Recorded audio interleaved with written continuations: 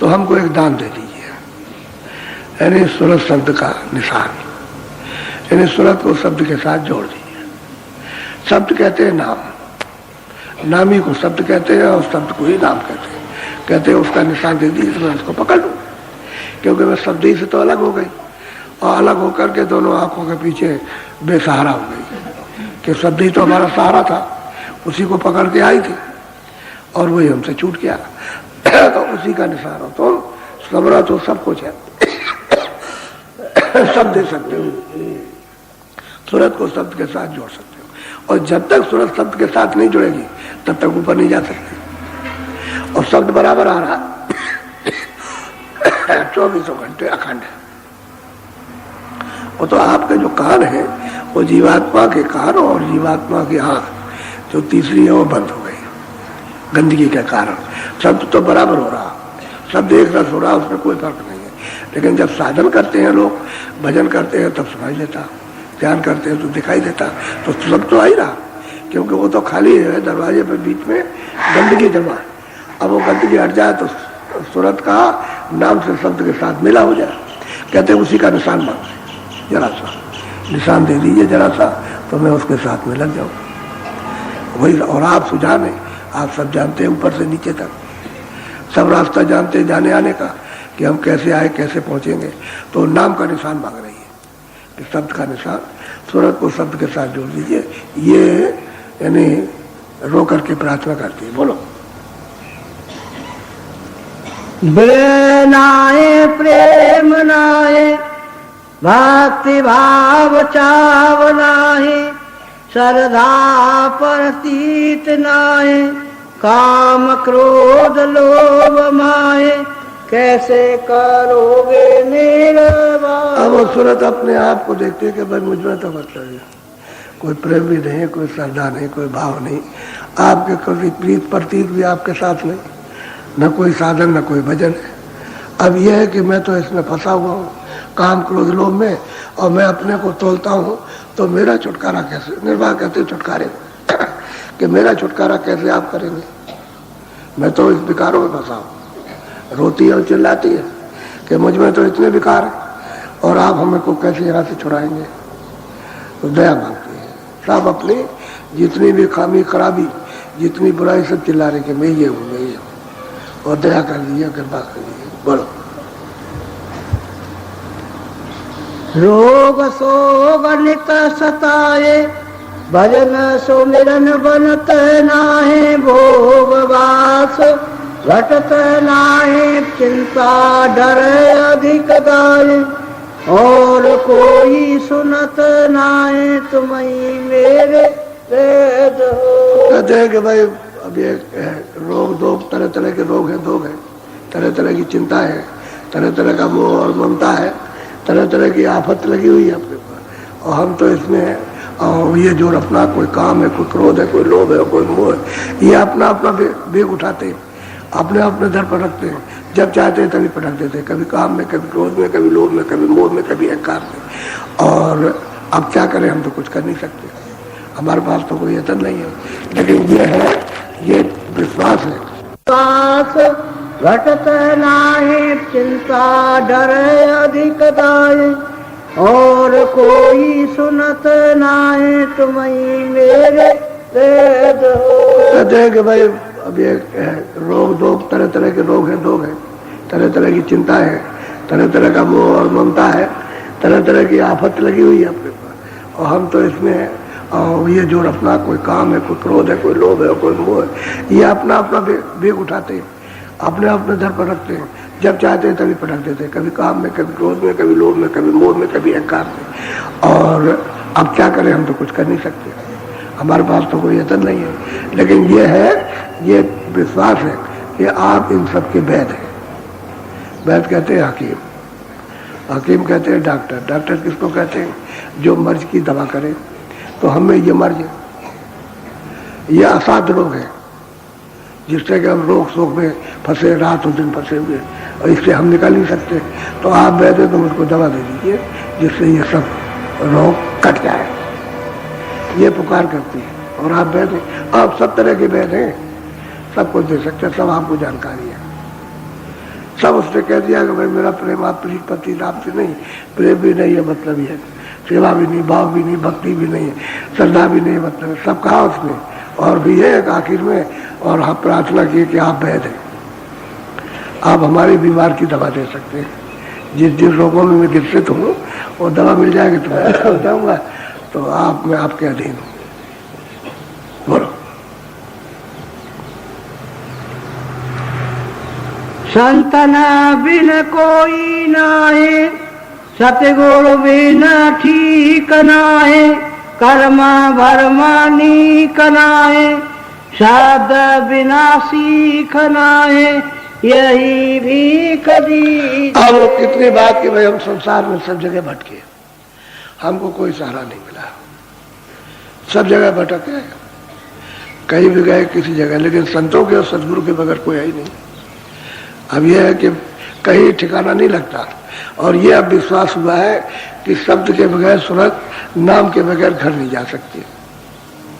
तो जब उसको ये पता चला कि नाम से ही, शब्द से ही सूरत अपने घर में जाएगी, क्योंकि शब्द ही से रचना हुई है और शब्द ही सबका सृजनहार है, और वो अगर घाट पर मिल जाए तो ये मतलब है नाम को पकड़ के चढ़ जाए।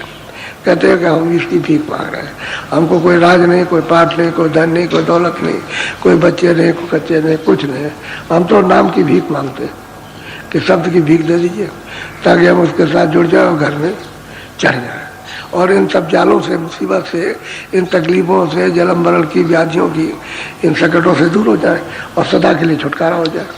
अब यह है कि वो तो छुटकारा, जब घर में पहुंचोगे तो सदा के लिए छुटकारा हो गया। वहाँ न कोई पाप है, न कोई पुण्य है, न वेद है, न पुराण है, न तीरथ है, न व्रत है, न सत्य है, न वहाँ सत्य है, न वहाँ पाप है, न पुण्य है, न मनो शरीर है, न वहाँ 84 है, न जमीन है, न आसमान है, ये कुछ भी वहाँ नहीं है। ये कोई चीज़ आपको वहाँ नहीं मिलेगी। वो घर ऐसा निर्मल और पवित्र, वो अचल घर है, तो बाकी ये सब चला बात है। अब प्रार्थना करती है कि हाँ तो हमने बहुत ढूंढा, हमको कहीं नहीं मिला, और अब की बार आप बड़ी मुश्किल से भटक भटक के नर दे ही पाए तो आपको मिल गए। तो हमारी कोई भीख नहीं है, बस हमारी भीख है कि हमको मतलब ये है कि नाम शब्द दे दीजिए, शब्द का निशान दे दीजिए। इतनी याचना रो करके प्रार्थना कर रही। बोलो। सुरते को चढ़ाओ आज, शब्द का दिखाओ साज, सहस कामल जाई भाज, देखो आकाश समाज, मन को तब हो इलाज, यही काज की। बस वो गुरु से प्रार्थना करती है कि भाई अब शब्द को जोड़ के चढ़ा दीजिए। तो जब चढ़ाइएगा तो आँख खुलेगी, कान खुलेंगे, दिखाई देगा, सुनाई देगा। तो ये मन का जो भूत जो है, ये काम क्रोध लोभ अहंकार, ये उतर जाएगा। वो तो जैसे ही आँख खुली तैसे ये सब मूर्छित हुए। सुधा दृष्टि वही दो दल माई, आंखों के ऊपर में 2 दल का कमल है, उसमें अमृत की वर्षा हो रही है। कहते हैं जब आँख और कान खुलेंगे और जैसे उसकी वर्षा हुई तो ये गिरे, मूर्छित हुए, इनको फिर होश नहीं रहेगा। ये उसी से ही मूर्छित होते हैं, और किसी से किताब पढ़ने से या और कुछ करने से, पूजा करने से, नहाने से, ये किसी से उससे नहीं। जब शब्द मिलेगा उनको और उसमें से अमृत पीने को मिलेगा तो मूर्छित हो जाएगा, बेहोश हो जाएगा। किसके बेहोश हो जाएंगे? इधर से, इधर संसार से बेहोश हो जाएंगे, और चेतनता में उजागर हो जाएगा उनका, क्योंकि मन भी तो ऊपर से आया। मन भी मतलब है सूक्ष्म तत्व है। मन तो कोई सूरत है नहीं है, और बुद्धि भी कोई सूरत नहीं है, यानी जीवात्मा नहीं है, और चित्त भी नहीं है जीवात्मा, अहंकार भी नहीं है। ये वहाँ का चेतन तत्व है, वो आपके साथ में सुरतों के नीचे उतार के लगा दिए गए, दे दिया गया।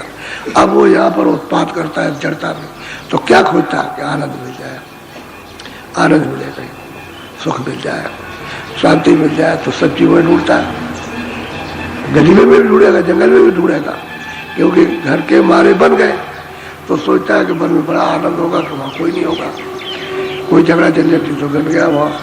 और फिर वहाँ जब देखा कि यहाँ कुछ नहीं है तो वन के मारे फिर वापिस लौटा कि यहाँ तो कुछ नहीं मिला। सोचा था कि यहाँ शांति और यहाँ आनंद मिल जाएगा, तो यहाँ कुछ नहीं जंगल में। तो फिर जंगल में वापस आया, फिर गृह में आ गया, तो गृह और जंगल, अब वो तो दोनों तरफ आपस है। असली बात तो ये है, इसमें फंस गया ये। अब वो भीख मांगती है कि ऐसी दया, ऐसी कृपा करो कि शब्द को सूरत के साथ जोड़ो। और ऊपर में जब चढ़े तो 2 दल कमल में जाएंगे तो उसको अमृत मिलेगा, बस ये गिर जाएगा। ये संसार से बिल्कुल उसी आनंद को तो चाहता ही था कि हमारा सच्चा आनंद मिले। उसकी भटकन थी, चलो यहाँ नहीं मिलता है, इस गरीबी में राज करेंगे तो राज्य में चक्रवर्ती राजा हो जाएंगे और सब साधन सामान मिलेगा, वहाँ भी गया कुछ नहीं। तुम रोज हवाई जहाज पे बैठो, 10 दिन चलते रहो, आप उब जाओगे, कहो हम नहीं जाएगा, बहुत तकलीफ होती है। आप वहाँ देखिए, पहले तो ये सोचता है जो नहीं चढ़ा के बड़ा आराम मिलता होगा, बहुत आराम मिलेगा। जिसके पास गाड़ी नहीं चले आराम मिला, गाड़ी में कुछ आराम मिला। उसको चढ़ के देख लिया, उसने कहा भैया हमारा हम लोग बहुत दुखी, सब हमारा बदन दुखी होता और सो नहीं पाते और ये नहीं करते, तो उसको उससे गिरना हो, क्योंकि वो आनंद खोजता है। फिर महल में जाएगा, वो बड़े चमकीले चमके में, यहाँ देखा वहाँ भी कुछ नहीं, वहाँ भी उसको कुछ नहीं मिला। परिवार में आया, परिवार में कुछ नहीं है। जहाँ जाता वहाँ ढूंढता है। मन ने अपना आनंद खो दिया, सूरत तो इसके बस हो गई। अब ये चारों घेर करके बैठे हुए वहाँ पर, सूरत के चारों तरफ बैठे, मन बुद्धि चित्त आगे के बैठे। अब वो भी धार से उतर गए, उनको भी आधार अपना छूट गया, सूरत को भी छूट गया। अगर शब्द का आधार रहता दोनों को तो वो भी आनंद लेता, सूरत भी आनंद लेती, तो सूरत आनंद लेकर के बलवान हो जाती। तब ये मन कुछ नहीं कर सकता। जब तक 2 कमल में बैठ करके वो रस नहीं पिएगा अमृत, तब तक सूरत को भी ताकत नहीं मिलेगी, मन को भी नहीं मिलेगी। और जैसे ही मतलब उसने उस अमृत को पिया तो वो बल आया सूरत को, फिर मन के ऊपर हावी हो जाती, फिर मन नहीं जा सकता, ये बेकार हो गई। तो कहते हैं ऐसी दया कृपा करो कि शब्द का निशान दो, जोड़ो और जोड़ करके आप चढ़ा के ले चलो। ये वो भीख मांग रही कि अब चढ़ाइए, ताकि आँख खुल जाए, कान खुले और देखती चले, चलती चले। और ये कौन करेगा? तो यहाँ आएगा, जो गुरु आएगा वहाँ से, जो सब जानता है, जो उसको पा चुका है, वो करेगा। अब वो तो कभी आता नहीं है, जो सतलोक में बैठा वो तो वहीं रहेगा।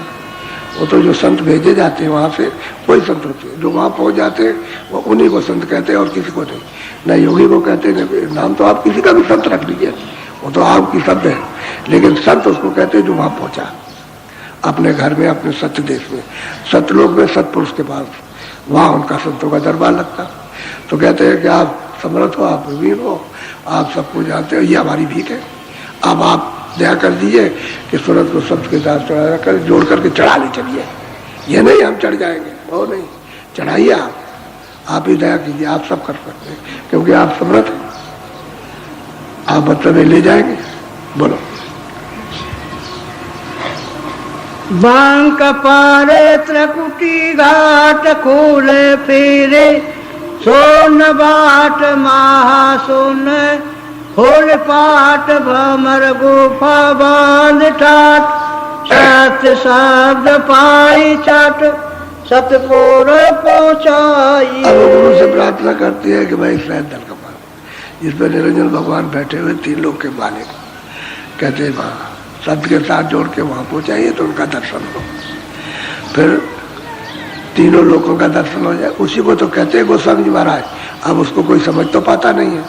कहते मुझे नहीं, और 63 में भाई वो यानी तृप्त हुआ, अमृत को पिया, तभी तो ताकत आएगी, आँख खुल जाएगी, कान खुल जाएंगे, तभी पीने को मिलेगा, तभी देखने को मिलेगा, और शब्द तभी सुनेंगे आप। तो कहते हैं कि भाई मोह मिलो, राम उसका है, कहते हैं उस सैदल कमल में वो राम बैठे हुए, राम कहते हैं भगवान को, जो ईश्वर मिलने भगवान को कहते वो बैठे, मुझको देख करके हंस पड़े। अब जब हंस दिया तो रास्ता खोल दिया उन्होंने, प्रसन्न हो गए। तो कहते हैं गोस्वामी जी महाराज मैं उधर गया, उधर मतलब पेट के अंदर नहीं चले गए, वहाँ कोई पेट नहीं है कि मनुष्य शरीर का पेट हो तो उसमें चले गए। मैं उधर माँ है, उधर गया तो आगे उधर तो मध्य में खड़ा हो गया, वो देखता हूँ और नजर आया, यानी अंड की रचना है स्वर्ग वैकुंठ की, उसको देख रहा हूँ। गोस्वामी महाराज ने ये कहा, वो भी लोग राम मुस्कुराई भी असत तुरंत गए वो मुखमाई, यानी उनके मुख में होकर के उस पार चला गया। और उधर वो सब खड़े होकर के देखते सब, ये क्या रचना है, यानी 14 लोग हैं, वो सब देखेंगे। 14 लोगों में स्वर्ग वैकुंठ में 14 लोग हैं, 14 मगर मुसलमान उनको 14 तबक कहते हैं। तो किस तबक में, किस लोग में कौन राज करता है, ये सब वहाँ दिखाई देता है। तो कहते हैं कि वो तो मैंने देखा ही, गोस्वामी जी कहते हैं, पर कहते हैं अति विचित्र। तो मैंने ऊपर को जब आँख की तो अति विचित्र लोग, तरह तरह के मतलब है लोग, विविध भाग, विविध रचना से पूर्ण, अति विचित्र लोग अनेका, कहते एक दो चार नहीं, अनेकों लोग रचना एक से अमित से एका, यानी अद्भुत अद्भुत रचना वहां पर। तो जब वो इस कहते हैं कि भाई आप उधर ले चलिए, दो दल कमल में उसके ऊपर ले जाइए तो उसका दर्शन हो, 3 लोग के मालिक का, भगवान का, उनको राम कहते हैं, उसके ऊपर चढ़ा दीजिए। तो त्रिकुटी में पहुंचा दिए, वहां ब्रह्म बैठे हुए, कहते हैं फिर सुन में ले चलिए, सुन कहते कि उसका दर्शन कराइए। तो कहते हैं कि इसी तरह से आप चढ़ा करके ले चलिए साथ साथ, और हमको सतपद में, सतलोक में पहुंचा दीजिए। ये भीख है, सूरत ये भीख मांगती है। सही बात तो ये है कि प्रार्थना तो कर रही, लेकिन वो यहाँ से वहां पहुंच गई, तभी तो प्रार्थना कर रही है। तो प्रार्थना तो ये उसके लिए है, सबके लिए, ये मालिक से भीख मांग रही है। और भीख कैसे मांगती है? गुरु यही काम कीजिए, यही दया कर दी, यही हमारा काम पूरा कर दिया कि हमको अपने देश में, सत्य देश में, अमर देश में, उसी को अमर देश कहते हैं, उसी को सत्य देश है, उसी को सतलोक कहते हैं। और वहाँ गुरु नानक ने जो लिखा उसको सचखंड, सचखंड भी सत्य ही देश है, उसको उन्होंने सचखंड कहा है, सतलोक। अपने को सीधे सतलोक कहते हैं, अमर लोग कहते हैं उसको, कहते हैं वहाँ पहुँचा दीजिए। ये भीख है उसकी। वहाँ कोई राजपाट थोड़ी मांग रही, वो तो कोई चीज नहीं मांगती, कुछ नहीं, वो तो हमारे नाम का निशान मांगती है। और फिर ये है कि हमको दे करके साथ साथ में चलिए। बोलो। जासे छुआरे अलख देख लोक एक गमा पे। और कहते हैं कि भाई सतलोक से भी ऊपर अलग देख, तो देखा तभी तो कहा कि अलग देखो, सतलोक के ऊपर में अलग, लेकिन वो सब देश स्वतंत्र है। और अलग के ऊपर में आगम, उसको कहते हैं पेक, पेक कहते देख, वहां चल के उनसे को देख, और उसके पार आना मिला, पार आना। अब ये तीनों जो लोग हैं, अलग हम लोग, अलग लोग, सतलोक, ये सब मालिक ने एक रस बनाई। जो सतलोक में पहुंच जाएगा ऊपर जाएगा, कोई भी सूरत हो, कोई भी सूरत हो, सतलोक में पहुंचेगी ऊपर जाएगी, उसमें रोका टोकी नहीं है। किसी भी देश, किसी लोक में जाओ, और इतने बड़े लोग हैं यहाँ, क्या यहाँ तो ये जितने भी सब है लोग, स्वर्गलोक, वैकुंठ, मृतलोक, ब्रह्मांड तमाम, और पार ब्रह्मांड, ये सब को उसमें ढेले की तरह से फेंक दीजिए, पता ही नहीं कहाँ चले गए।